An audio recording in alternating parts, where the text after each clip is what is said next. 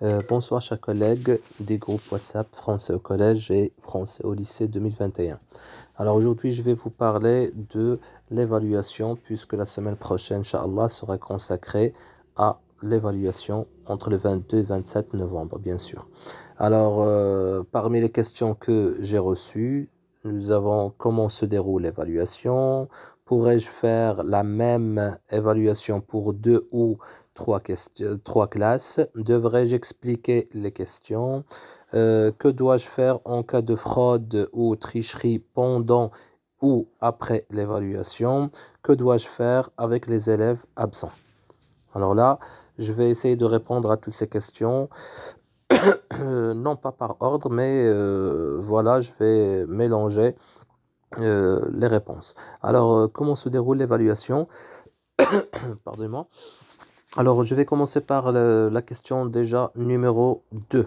Alors, c'est-à-dire, voilà, pardonnez-moi, c'est ça. Question numéro 2. Pourrais-je faire la même évaluation à deux ou trois classes? Alors, à deux classes, c'est possible, mais à condition que ces deux classes soient un après l'autre, c'est-à-dire de 8h à 9h. La deuxième classe va entrer de 9h à 10h. Alors là, c'est possible. On va garder un petit peu les élèves en classe et juste après, on va demander à la deuxième classe qui va entrer de passer par exemple à droite. Et ceux qui veulent, qui vont sortir, ils vont sortir de gauche. Et comme ça, on va garantir un petit peu que les élèves ne vont pas passer les réponses à leurs camarades des autres classes. Voilà. Mais si on cherche ce que peuvent dire, bien sûr, les inspecteurs, alors ils peuvent vous dire que pour chaque classe, normalement, il faut faire une évaluation. C'est-à-dire, vous avez par exemple 5 classes, il faut faire 5 évaluations. Comme ça, pourquoi? Parce que chaque évaluation doit respecter le niveau des élèves et le niveau de chaque classe surtout. Pardon. Alors, pour deux classes, c'est possible.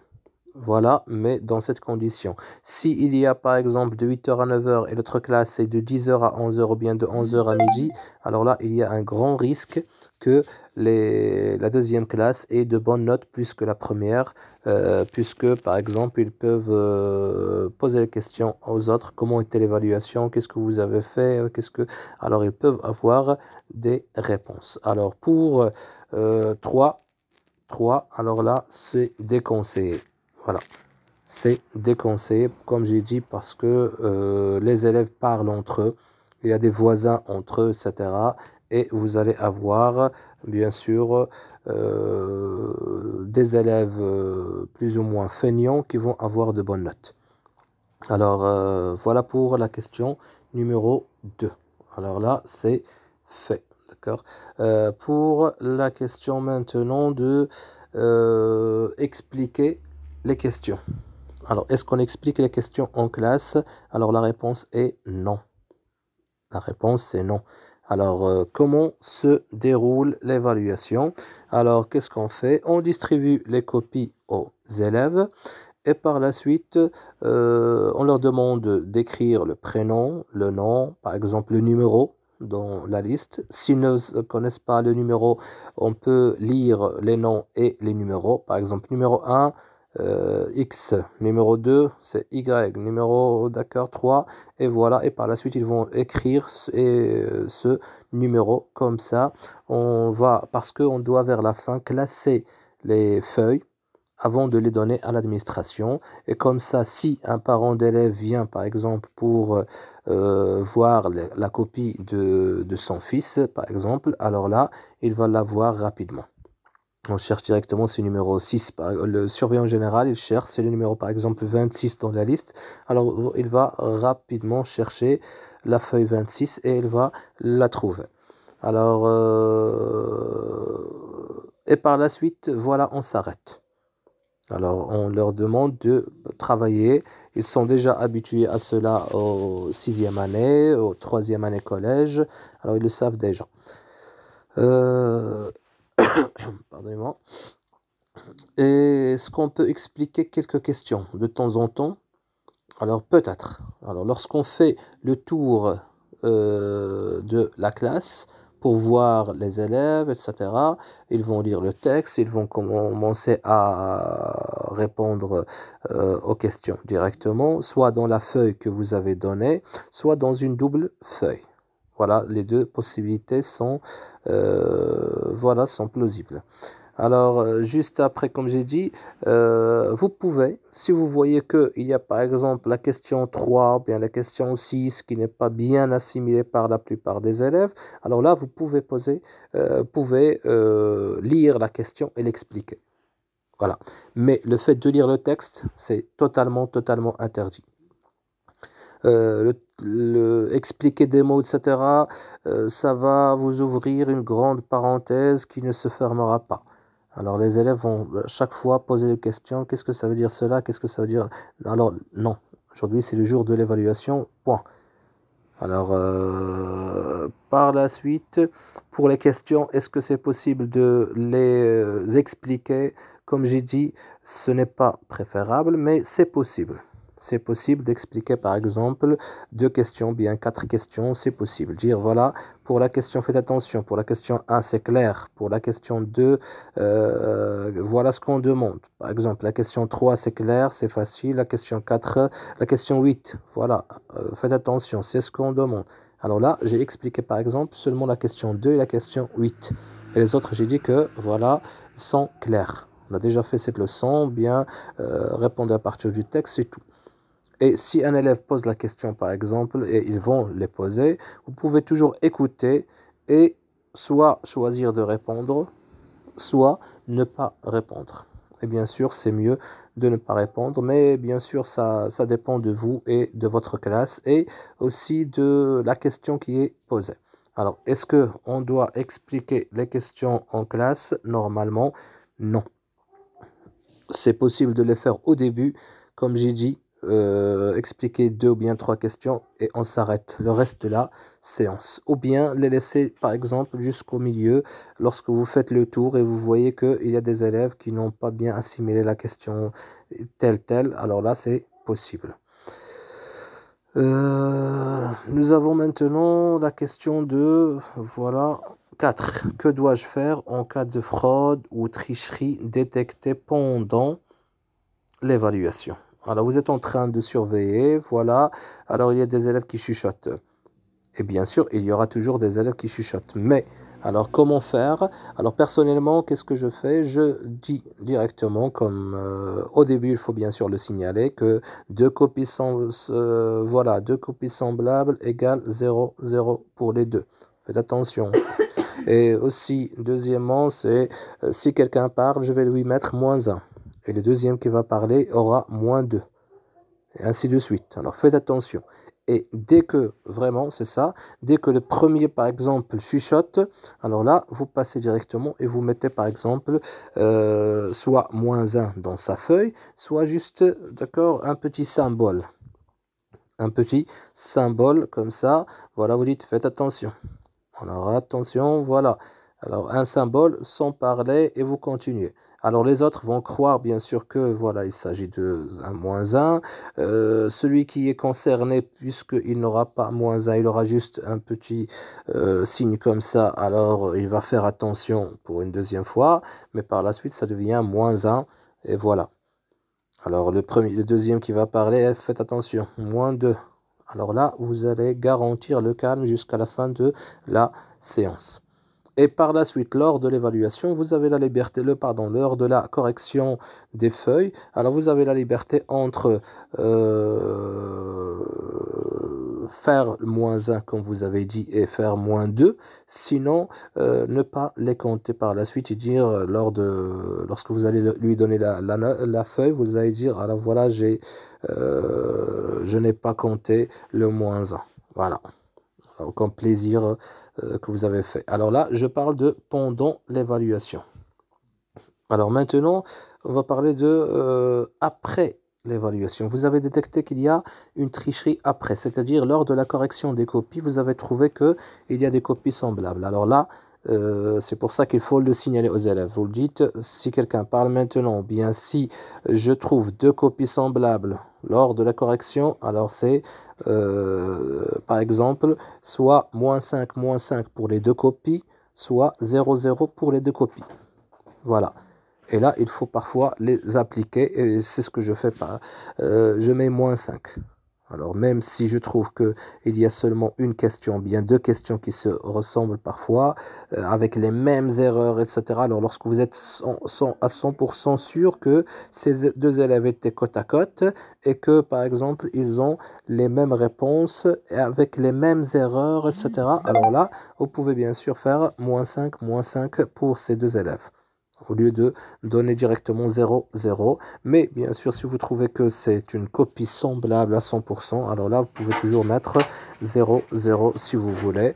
Et par la suite, ce qu'on peut faire, c'est refaire cette évaluation à ces deux élèves, ou bien garder les deux 0. Voilà. Alors parfois, je refais l'évaluation à ces deux élèves, une autre évaluation un autre jour, mais bien sûr après qu'ils regrettent, etc. Et maintenant, je passe à la dernière question, celle de pour les élèves absents.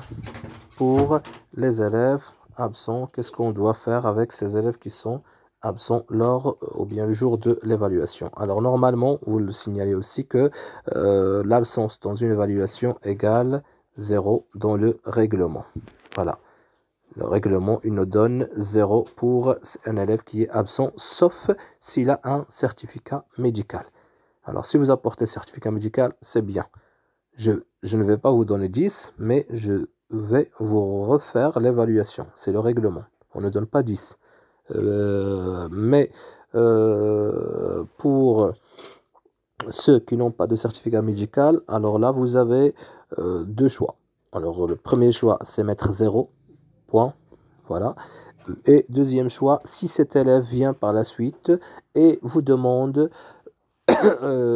vous justifie son absence, j'étais malade, problème de transport, problème de ceci, cela, vous trouvez et vous voulez lui refaire l'évaluation, alors vous avez cette liberté. C'est ce que font la plupart des professeurs.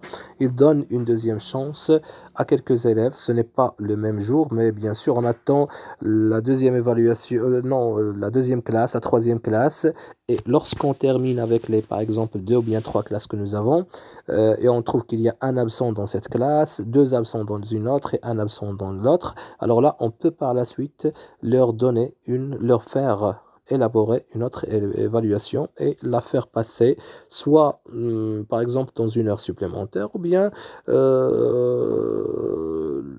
même jour où vous êtes en train de travailler avec eux, soit qu'est-ce que je fais en général? Je demande à un collègue de l'autre classe qui est à côté de moi, par exemple, professeur d'arabe ou bien professeur d'éducation islamique ou philosophie, je lui demande, s'il vous plaît, est-ce que c'est possible de... voilà, je vais vous passer 2 élèves qui vont passer une évaluation. C'est juste pour ne pas les déranger ici en français. Et voilà. Et bien sûr, c'est ce qu'on fait. Alors les autres, ils acceptent. Vous lui donnez cet élève. Il est dans sa classe en train de répondre dans la première, par exemple, rangée. Et voilà, lorsqu'il termine, il viendra chez vous. C'est tout.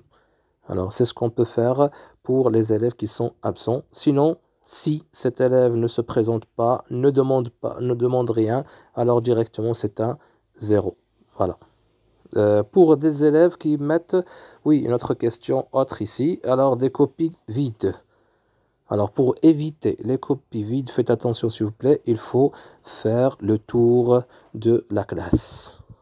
Il faut toujours faire le tour et voir les élèves, où est-ce qu'ils arrivent, où est-ce qu'ils sont arrivés, est-ce qu'ils ont écrit, ce qu'ils n'ont pas écrit, celui-là, celui-ci, voilà, pour voir. Alors là, il faut surveiller pour ne pas avoir des copies vides. Si par exemple un élève est bloqué, alors là, on est obligé, surtout dans la production écrite, de lui souffler quelques mots ou bien une phrase pour l'écrire, et comme ça, on va garantir qu'on va lui donner par exemple 0,5 ou bien 1, à la place de lui mettre 0.